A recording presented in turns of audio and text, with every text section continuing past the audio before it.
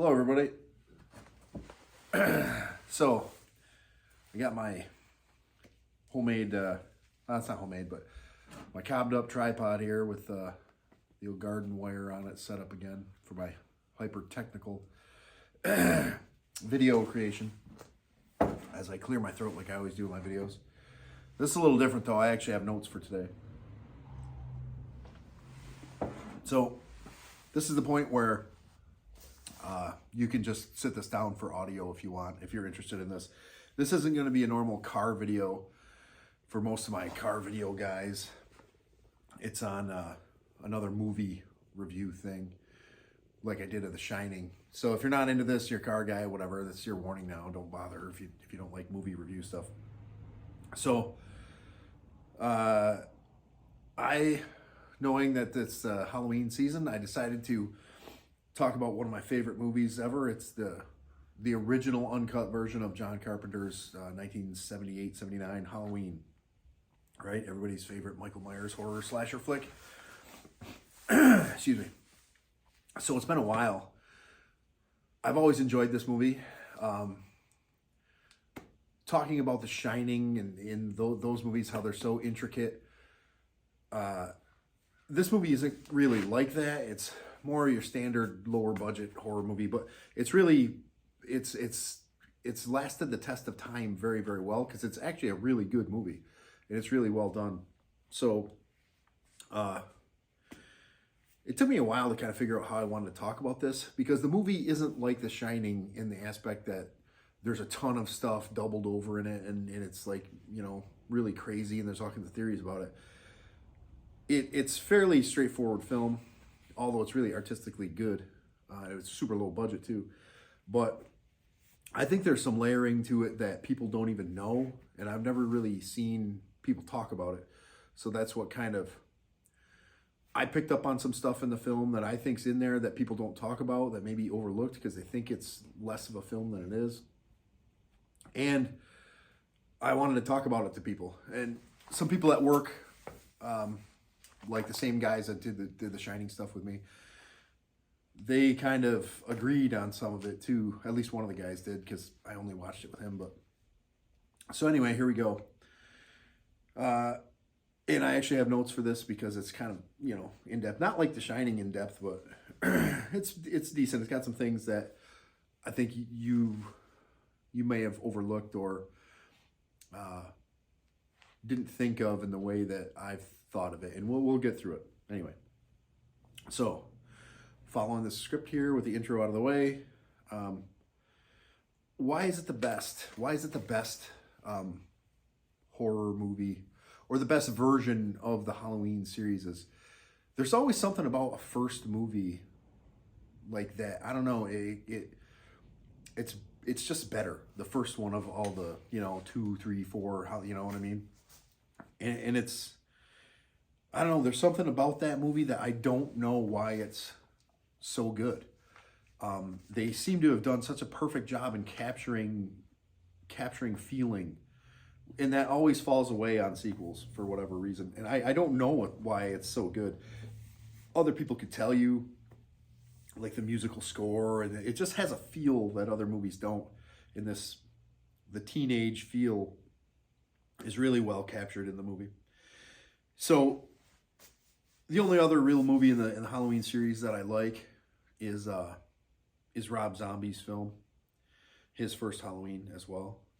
And before I get into that, I want to check the camera, make sure this is recording. Okay, it is. I got paranoid there for a second that I was talking for like 5 minutes and was just looking at a camera that wasn't recording, but I got that out of the way now. My OCD got the best of me. So anyway, Rob Zombie's first Halloween. That is a really good movie too. It's awesome, actually. I really like that. But I don't think it should be even thought of in the same realm. It's his version. There's a couple little things that I'm going to talk about here that kind of link the two firsts together. But it should be watched as its own single entity, as well as how the first one should be watched as its own single entity. It's kind of like The Shining movie and the book.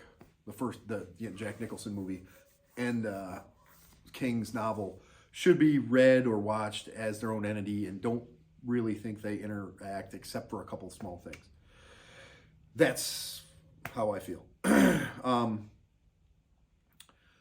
I'm going to point out a couple things in this movie that I think are really interesting and that make me believe that John Carpenter was better and deeper than people give him credit for. So this is actually a warning as well about some of the things I'm going to talk about in this movie are a little bit off color and might, I don't know, not sit well with some people. So, and it involves, inappropriate type, behavior within families. So, with that being said, there's a reason why I feel like I can talk about this film, and it involves some of my history and what I do. Now, if you are a car guy and watch my car videos, my Charger's sitting right there off the road now because it's cold up here and almost Halloween. So my career, I have to be kind of vague about it. So for 15 years, I have been a security guard, safety guy at, my job is kind of like a policeman, fireman, and a correctional officer all tied into one at a psychiatric facility, okay?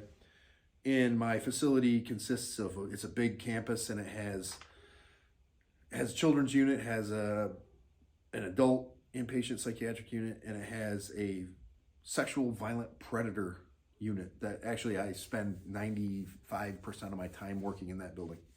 Okay. So that's how I have, I guess, at least a little bit of background to be able to talk about some of this stuff, because I'm not saying I'm qualified to talk about psychiatry, because I'm not. I've never gone to school for it either. But you got to understand that there's a lot of intermingling between, your security, your aides, and your doctors and your staff. We're all friends and talking and all this stuff. So interaction for over a decade and a half. You pick up stuff, you learn stuff about the vast majority of all these different individuals that we end up dealing with. So you can't work there. If you work there without learning some stuff or getting broader ideas, you're not doing your job. And you're a total moron if that's the case, okay? Okay, so now I got that out of the way. That's what I do. That's what I spend my time doing, other than working on cars and motorcycles and stuff. So let's get into the movie itself. So obviously in this slasher, this movie is a slasher movie, one of the first of its genre, really. In I want to say Kubrick all the time, so he's talking about The Shining. John Carpenter, he definitely came up with the sex and violence recipe. Well, maybe he didn't, but it was known, and he used it, right, pretty well in this movie. Because there's always there's a weird thing that happens when a viewer's watching like a film or whatever, and it has some sexual overtone and arousal theory type stuff going on, and then there's also violence. There are these two competitive extreme things that come together in these films that heighten the viewer's reaction to scenes, right? Because you're getting heightened on this level, and then all of a sudden something happens that heightens you on a different level. So all this stuff competes inside the viewer, and it really changes them. But that's heavy through the film, as you probably know. So first, let me get in. I'm going to do like kind of an overview of the top layer of the movie, right? So first off, let's get it out of the way that in the original film, nowhere does it talk about Michael and Laurie Strode being brother and sister. It's nowhere in the original film, right? That came after. So you have to view this original film thinking that Laurie Strode is just, her character is just a random teenager girl, right? And Michael Myers doesn't know her at all. She's not a sister he doesn't know, right? So first off, Myers sees Laurie at his house when she drops off those keys. If you remember that scene. So that's when he first sees her, right? So I don't know if he gets obsessed with her or whatever. It's never really talked about. But then there's the scene where Laurie's in like English class and they're talking about like whatever book they're reading. And I think it's got to be on, it may be sociology. Yes, I don't know. But they're talking about fate. You know, there's that long drawn out scene where she's looking out the window and she sees the car outside and there's fate never changes. Blah, the teacher's talking in the background. That the movie's about that basically on the surface level. That it's her fate that she's going to run into Michael Myers and the bad stuff's going to happen, right? So he goes on to murder the girls and have his Halloween rampage. And so here's where it starts to get a little more interesting for me. This isn't going to be chronological either. So we're going to talk about scenes and how it kind of relates back in. So when he murders Annie and he leaves the body, you remember the scene where he leaves her body on the bed and then there's the tombstone behind her that's his sister's tombstone? Is that scene, is he reliving the murder of his sister? Or does he feel some type of remorse for killing his sister? Or is it more sexually oriented because the girl is partially clothed on a bed, right? And he's hearkening back to his sister Judith with the name Bed, partially naked, right? We're going to talk about this later. This is where the stuff starts getting weird for me. So there's also a lot of window themes in this movie too. There's a lot of scenes with windows in it. They're all through it. In fact, Annie gets stuck in a window, right? There's the glass doors that Laurie can't get out because he blocks it with a rake. Michael Myers comes in through the window into the living room of the home that Laurie's babysitting in. He looks at Annie through a window. Michael Myers looks at his sister Judith through the window, right? So this is going to break me into the underlayer stuff. And remember about the windows here. It's going to come back up in a minute. So you'll remember the scene where Laurie looks out the window and sees Michael down in the yard under the laundry, under the drying laundry on the line, looking up at her through the window. In that scene, which he's looking through the girl at the window, right? There's a painting on the wall, and everybody's talked about this painting. This isn't any type of secret art. It's a James Ensor is the artist. I think he's is it Danish maybe or Dutch or that's not really important, or Belgian I think he is. So and then underneath this painting there's a Raggedy Ann doll. That doll comes back later in the series in a different movie, but that's definitely an Easter egg type thing in the movie where the painting is of like kind of a, I think it's actually a self-portrait, but he's got a mask on, right? And there's this doll beneath him, right? And I think there's also a bed in that scene too. I'm just thinking of this. That gives me a feeling of like, obviously there's a dark thing manipulating a doll, kind of a childish thing. Innocent child doll with a dark, foreboding, masked dude behind it. So that's there as an Easter egg people know about. So that's kind of strange, but I want to go into his voyeurism. So it never really explains to the kid why he murders his sister and stuff in the original. There's never really any hint of like abuse or anything like this by his parents or whatever. His house seems to be decent and whatever. But, you know, there's always the question, we're going to jump back to the original murder of the original sister. Why did he kill his sister? Nobody ever knows. They don't explain it. But basically, there's a couple of theories I have. Obviously, most people say he was angry because his sister wouldn't take him trick-or-treating and she left him there so she could fool around with her boyfriend upstairs and ignored the kid. That's totally valid. But I see it a little differently, where I think he was jealous of the sister and the relationship with the boyfriend, because he's watching her through the windows and he's looking up at her bedroom, and it's like he kind of knows what's going on. And I think he's both pissed that she left him and is not trick-or-treating with him, and that the boyfriend is there, right? So I think the kid might be like sexually attracted to his sister, is what I'm getting at here. I'm sure you inferred that through this early minutes of this movie or video. So I think that Michael is attracted to the sister. He's been watching her through the windows and stuff, even though he's young. Now this is getting back, I think he's supposedly 6 or 7 years old, I think, in the movie. In Zombie's movie, he's older, but this connects too a little bit. But like what I said with my background, I've dealt with a lot of stuff, and I've heard a lot of stuff and seen a lot of stuff at where I work, where a lot of this stuff is, this inappropriate family type stuff is a lot more prevalent than people hear about or see about. It's always there in society, but it's not talked about. It's kept under wraps until it gets really bad, and then they end up dealing with me a lot of times, right? But this stuff goes on more than people give it credit for, which is, there's problems in society. So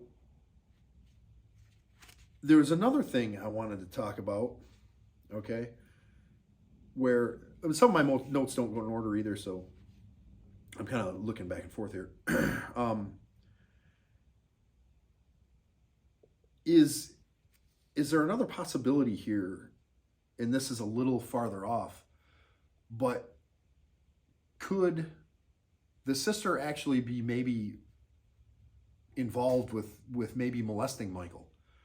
Is that a possibility? Is that why he's angry with her, or is that why he's so jealous of the boyfriend to murder her? You know what I mean? Because there's a big jump between all these things. There's a big jump between, I'm so pissed that you didn't bring me trick-or-treating that I'm going to kill you. I mean, that's a major jump. And then there's a big jump at am I attracted to my sister, so I'm looking through the windows at her, and I'm jealous, so I'm going to kill her?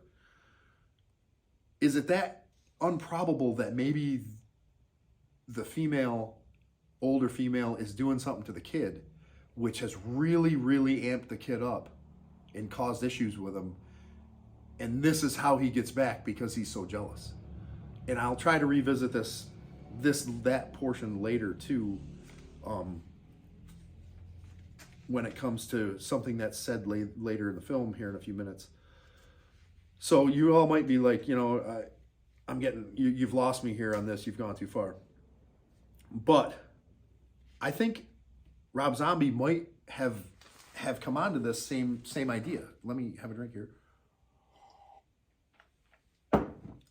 Maybe not as far as I'm talking about it. I'll say something later about it, like I said. But Zombie, in his film, when Michael, just before Zombie's Michael murders the sister, he touches her.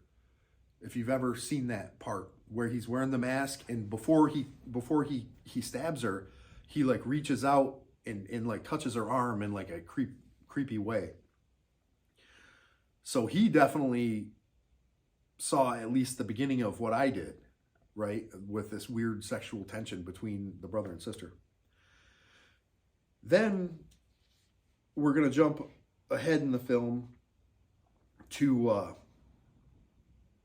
when, you remember John and Linda, the chick with the, I don't know what you call those, pigtails, and her boyfriend with the glasses that looks like Jeffrey Dahmer, and they're driving in their van, right? When those two pull up to the house, I think, is it the house that Annie's supposed to be babysitting the girl in? Now, you're going to have to go back and rewind this. I don't remember the joke exactly, but Linda says to John, I think that's his name, so we're going to go in the house and go upstairs to the room to the left or whatever, and he says, yep, got it. And then he repeats the plan in like a perverted joke type of way, but it never sits right with me, and it kind of falls flat as a joke. It doesn't seem like it's written to come off as a joke to me. He says to her something along the lines of, "Sure, I got it.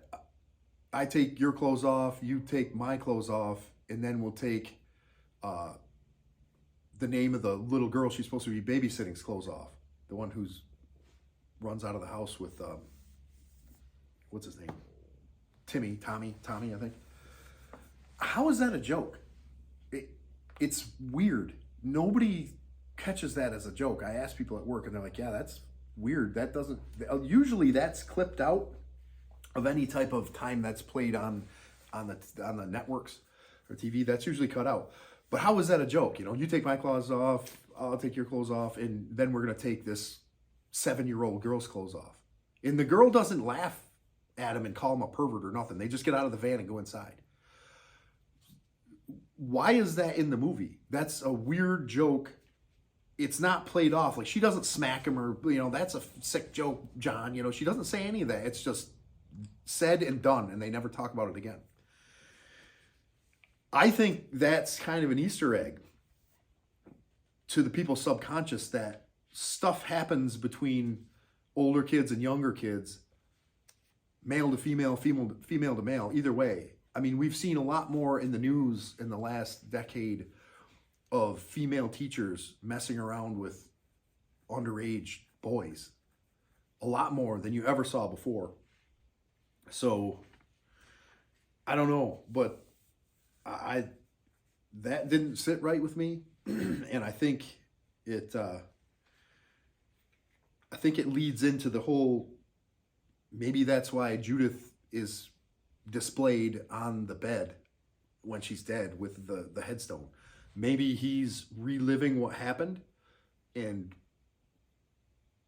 either in a sexual arousal way or in an odd way to tell people why she's dead. Am I going too far with that? I don't know. Tell me in the comments. So that pretty much is the full weird layering of the Halloween movie that I noticed. I mean, the kid clearly looking through windows all the time. Oh, I did miss a point before you leave. So when Michael's killing all these people in the main section of the movie, when he first looks at Annie through the kitchen window, and I think she spills something on her shirt and she's changing the shirt. The only time Michael ever makes a mistake, now this is right before he kills the German Shepherd. The only time he ever makes a mistake is when he's watching her get undressed through a window and he bumps into the plant pot and it falls.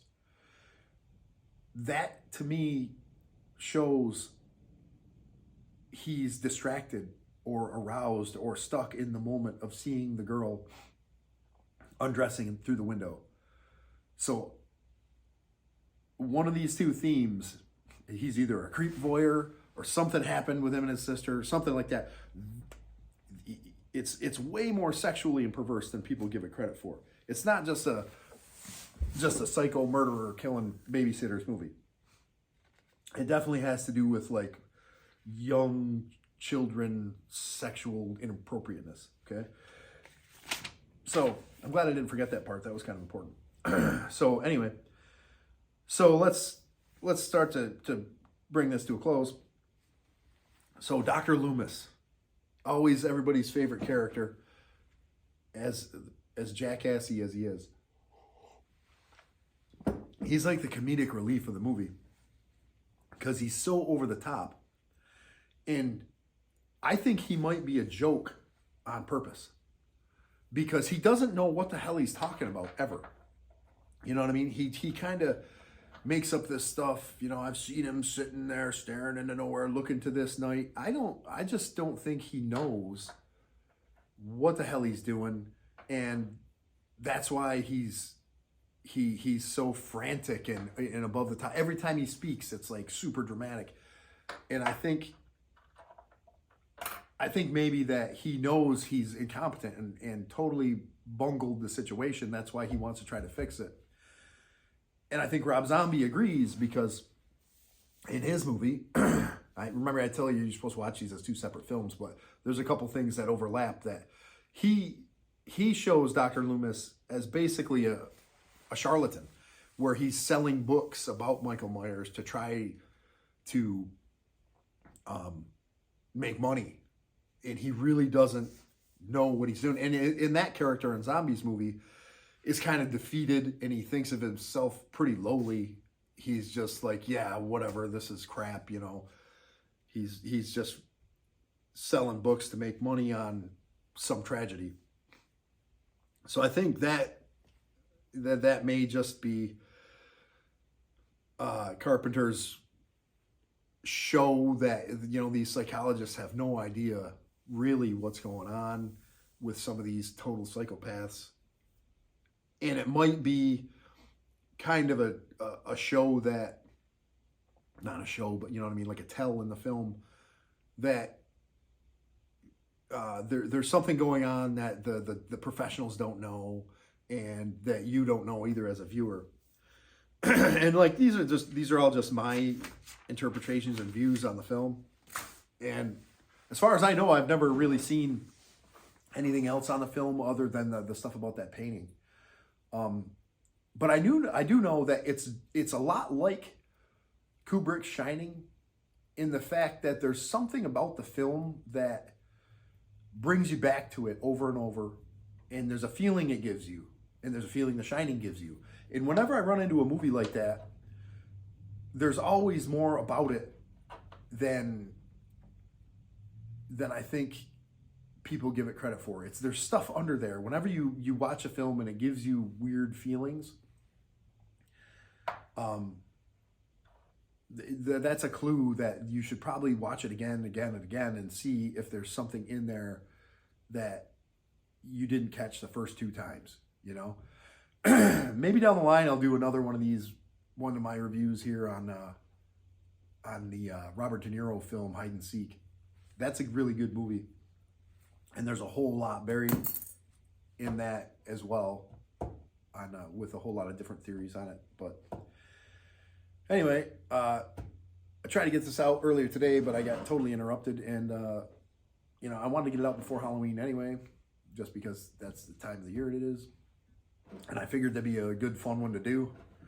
Not that it's a huge, in-depth film, but it's a cool American classic horror movie that, you know, should be running on TV right now. But if you do this stuff, watch the uncut version, because that's the only way to do it. You got to watch the uncut version because it's so much more.